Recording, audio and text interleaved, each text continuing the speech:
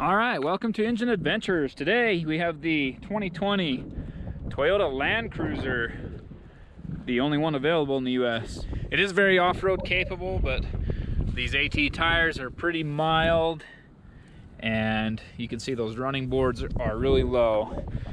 It does have one trick thing on the suspension. There's no special TRD suspension or anything on the Land Cruiser, but it does have this.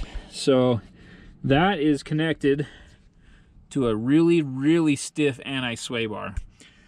It's a hydraulic system. You can see the lines right here at the top, and there's one of these pistons on each driver's side wheel, so the front and rear on the driver's side. The rear's a little harder to see, but it is back there.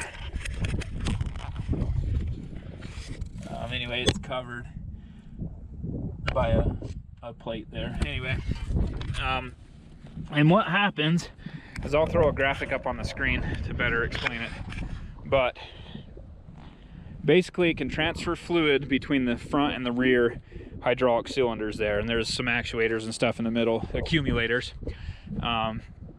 And if you're going around a corner and you're leaning, so it doesn't matter which way you're leaning, it will reduce your lean essentially.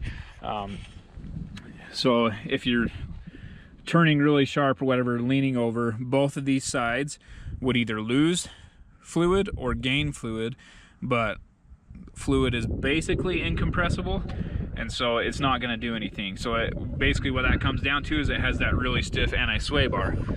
Then when you go off-road, typically when you're articulating, you'll have either this wheel will go up and the rear wheel will go down, or this wheel will go down and the rear wheel will go up. So as this wheel goes up, it's going to push that fluid, and it's going to push it into the rear reservoir hydraulic cylinder and push that wheel down. So it actually increases your articulation off-road and improves your on-road stability. We'll get into all this off-road stuff a little bit later. Basically, your ECT power is your tow haul mode in other vehicles. It holds the shift points longer and increases your throttle response. This one will start in second gear. That's a good one for snow. So if you're on really slippery terrain, you can do that. It'll make it less likely that you're going to slip. Traction control, center diff lock. So this is full-time four-wheel drive, either 4 high or 4 low, and then you have a separate center diff lock. So when it's in 4 high or 4 low, the center differential is a torsion limited slip, and then hit that, it'll lock it 50% power to the front, 50% to the rear. And then here you have your different drive modes, of which there are 5. So you just turn that dial to whichever one, and they are rock, rock and dirt, mogul, loose rock, mud and sand. And then if you want to use crawl control, that was a multi-terrain select. If you want to use crawl control, you hit this button here, and then not available, you have to put it into, hold on, oh yeah, just have to put it in drive. I was gonna say I was in 4 though. Okay, so you just put it in drive. You can set the crawl control whatever speed you want. There we go, and you can see the speed there, and you just let your foot off the brake and it will do its best to keep that speed. So I don't like to use it very often. It's for me, it's a downhill assist that's a little better than others. You have variable speeds on the downhill assist there, so that's what I like about it. All right, so when you're off-roading with the Land Cruiser, we already mentioned a couple of the downfalls from the outside. Whatever, you can make it a pretty capable off-roader. It's got a lot of power, a lot of torque. It's just a good, strong vehicle, and it rides really pretty well off-road. Trying to remember which way I'm going here. We'll get to a little bit higher speeds in just a second. It doesn't have the wheel travel of a Raptor, of course, but it's just a lot smoother and quieter than most vehicles. Nothing rattles, and that's one of the major appeals to these things. Yes, it's a lot of money. I don't know what you're maybe getting a Range Rover, or it's nice having the camera there when you can't see the road. A G-Wagon's going to cost more than this. An Infiniti QX80 is right in this range for the higher end one. You're kind of in a class of your own with the Land Cruiser.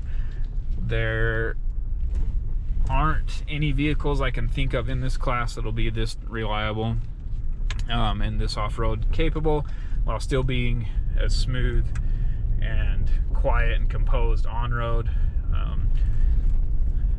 I mean, this is nothing. Then the RAV4, I was driving this same route and I was bottoming out the suspension, hitting the bump stops in a few spots. That hasn't happened on this at all. Well, I did bottom out the suspension in one spot here. I won't go as fast this time, but it's really got a lot more wheel travel. It's really smooth, quiet, composed. These are pretty big whoops here and right there. I don't think it bottomed out still. It's just got pretty stiff on pretty hard bump. So overall, it's really smooth. I love it off-road. It's just composed no matter what you're doing, no matter where you are. So let's head down, do the traction test. I'll go ahead and throw the camera on the outside for a second so we can get a few shots of that. But then we'll run down and do all the traction tests and the different drive modes and do a few hill climbs. So it looks like I'm driving really fast over all this, and I actually am driving faster than I have in some other vehicles, but watch how much that rear wheel travels. There's a lot of travel there, and I don't know how much of that is due to the KDSS, but inside this thing just feels so smooth, and I believe a lot of that is due to this excellent wheel travel, and it never really bottoms out. It does get a little stiff a couple times, but it doesn't have any harsh jolts or anything like that. Overall, just a great suspension, really smooth ride. This thing's a beast. It probably weighs 6,000 pounds, and having it ride this smooth and drive this well over all of these bumps is just an incredible feature. Normally I would cut there, but I'm going to go ahead and leave it running so you guys can just watch a little bit more of this.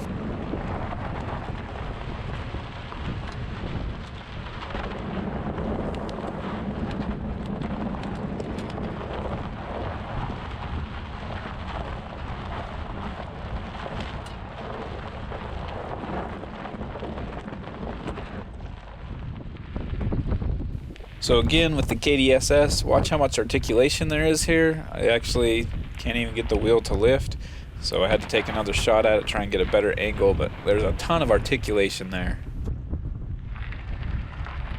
Same problem here in four-wheel drive low. I'm just not able to get the right angle to get these wheels to lift off the ground.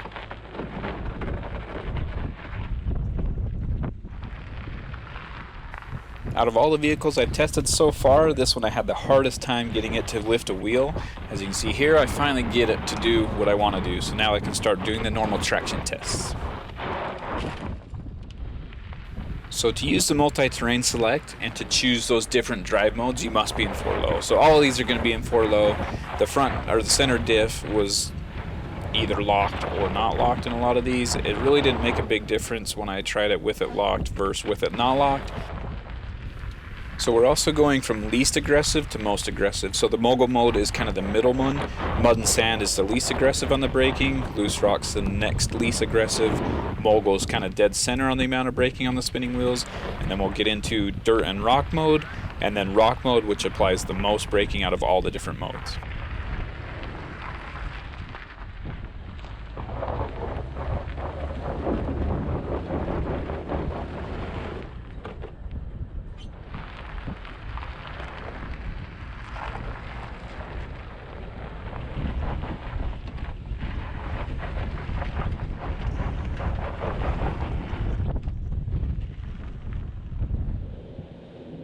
So right here, I do have to put the pedal all the way on the floor for it to make it up this hill in four-wheel drive high. It still does it. There's a lot of braking that's slowing me down, but still does it fairly easily. As you can see with the center differential lock, there's not a big difference. There is a little difference, but that torsion does so good without it being locked that it's not a huge difference.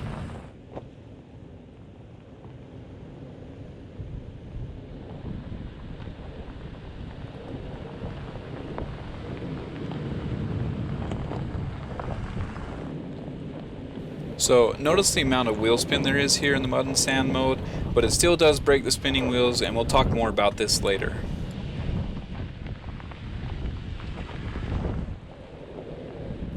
Alright, and here I just want you to note how quickly it stops the wheel spin when it's in rock mode.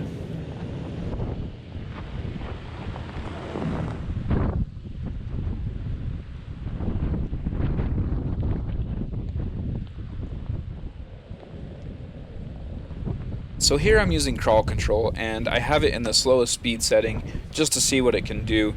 Like I said, the less momentum you have, the more difficult the climb is. I'm also taking the hardest line I can. You can see the vehicle stops. It just has to kind of think about it for a second, where to transfer the power. But ultimately, it just climbs this hill, no problem with that crawl control on. I used to not be a big fan of crawl control, but this clearly shows its capabilities in some really tough situations.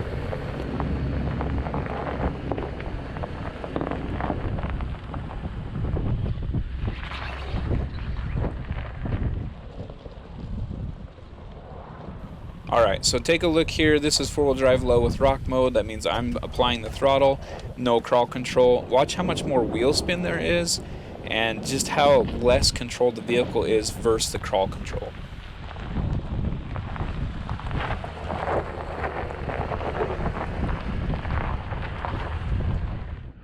Okay, so you can see the inclinometer there, and then when the wheels start to slip, it'll switch over to show which wheels are slipping. It's not going to slip right here. That was just a steep. So we're at like 20 degrees, 25 now. It's a pretty steep hill. And I'll leave it in mud and sand, mud and sand, so we can show the slip a little better. And it should be right here. And I missed it. I have to really try to get this thing to articulate. There we go. So you can see it's showing the front driver's side and the rear passenger side wheels are the two that are slipping. Give it a little more throttle. Not gonna happen, huh? So I'm surprised. This is the first time I had issues. We're in 4 low. I'll go ahead and lock the center differential, see if that makes a difference. The mud and sand mode really is letting the wheel spin. There it goes. So we can try that one more time in rock mode, but you can also see how good these cameras are. That rock's pretty big. I saw it from the front. From this top-down view, you can't tell how big it is, but when you see it in your own view first and then see it there. So it's big enough I don't want to drive right over it, but I can easily put my rear wheel over it at the end.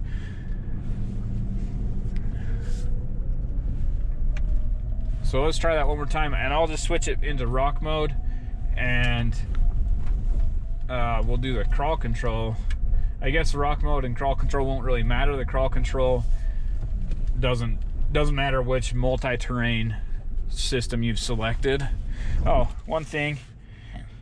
We'll do that later. But it does have a button that makes it so you can turn a lot sharper. Basically, it breaks the rear inside wheel and lets it drive around the corner. Problem is, you have to use the crawl control, be in 4-wheel drive, to turn on crawl control, and then you have to hit that button. So it's not just something you hit the button when you're in a tight spot and it'll put the brake on the wheel and let you turn. You've got to actually try and think about it for a second before you get into the situation where you need to use it. So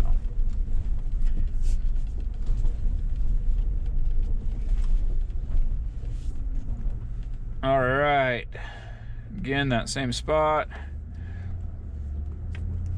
and now I'm going to hit the multi-terrain select. Oh, it went to auto. There we go. Okay, here's the crawl control. I'm going to go high speed. So the faster you go, this is all the way up, the less ABS pump you hear. And you can see it's flashing all 4 wheels because it's really controlling all 4 wheels. Okay, we're at the obstacle, so I'm going to put it down into first, or to the lowest speed setting. No feet on the pedals right now. And if I hit this right there, so we're starting to slip. And it just kind of works its way through it. So I'm not touching the gas or brake or anything, just letting it work out its own way to make it up the hill.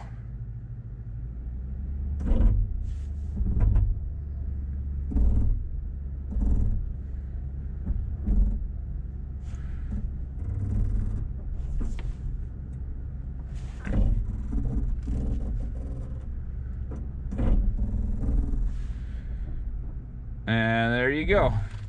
Flip it back up to as fast as it will go. That's how crawl control works. It makes it super easy. It's still actually going crazy even in the fastest mode.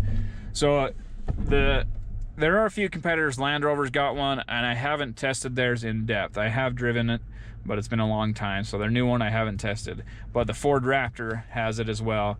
The difference with the Ford Raptor is you can do it in four-wheel drive high. It goes up to 20 miles an hour, and they basically set the speed, and it's not as precise and picky as the Toyota version. So you're not going to hear the ABS pump unless you're at the 1 mile an hour speed. I believe you put it in 4 low, it goes in half mile an hour increments, so you can go down to like half a mile an hour. If you're down that low in the Raptor, it's more for hill descent than climbing, and the ABS is going crazy. Once you're above 5 miles an hour in the Raptor, you don't hear the pumps at all. The ABS, even 3 miles an hour, you don't hear it, and it's not as aggressive as the Toyota version. So you'll slow down almost to a stop sometimes in the Raptor before it revs up and gets you going. Sometimes you'll go a little bit over your set speed, but it's not making this noise all the time. It's not working the ABS pump nearly as hard. It's just a completely different system. I would say they're not really comparable because they are so different. All right, so here's the turn assist, and sorry, this button right here. Now hit the turn control, and you can see that light pop on right there. And now you just turn the wheel all the way, and you hear the ABS. And we'll have to get an outside shot because it's just showing all 4 wheels here, but it should be braking that inside wheel.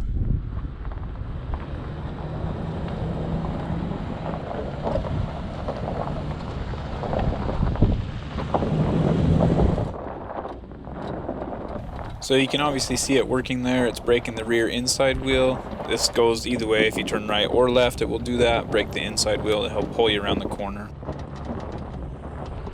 Okay, so let's have a look. So you can see at the turning radius, this is with it, this is without it. So that gives you, I don't know, about 2 feet. And then on the diameter, so you get 4 feet shorter turning diameter when you're using that thing. That's a difference. I mean, it's maybe not the best thing, but you can see over here, right here is the inside edge, and right there's the inside edge, so 2.5 feet. But so you can see here, plenty of underbody protection. Everything's tucked up nicely above the frame rails or cross members. Everything is just overall built for off-roading.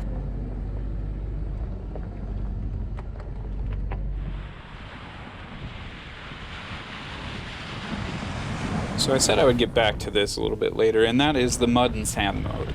So it still applies the brake to the spinning wheels occasionally, and as I got into here in this really deep section in this spot, I could feel it and I could see the traction control light up, meaning it was slowing me down and kind of restricting me a little bit. It doesn't just let the wheels free spin, it does apply the brakes, which can get in the way. thanks for watching Engine Adventures off-road review of the 2020 Toyota Land Cruiser. If you think there's another vehicle that's more capable off-road than this, comment down below. If there's something you want to see, comment down below. If you like the video, give me a thumbs up, give me a subscribe and ring the bell. If you didn't like it, give me a thumbs down, but make sure and comment so I know why. Thanks for watching.